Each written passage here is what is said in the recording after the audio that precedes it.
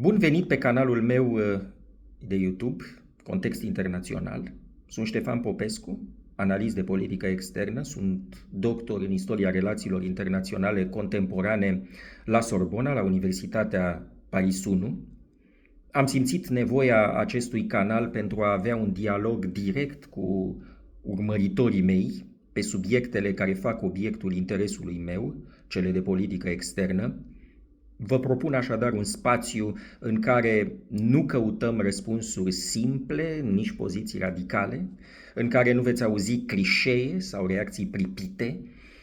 Lumea cred că e mai complicată decât la prima vedere. Vom vorbi, prin urmare, cu calm, cu detașare, condiții esențiale dacă vrem să ne păstrăm mintea limpede.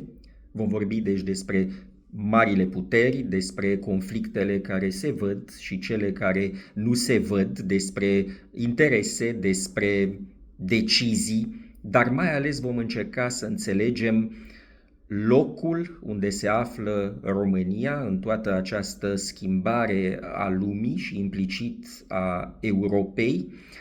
Ne vom întreba ce opțiuni avem, ce riscuri există. Deci dacă vreți să înțelegeți mai bine lumea în care trăim, cred că sunteți la locul potrivit. Aici nu ne grăbim să judecăm, nu alegem tabere, încercăm înainte de toate să înțelegem, nu condamnăm, nu aprobăm, explicăm. Asta este de fapt miza acestui canal.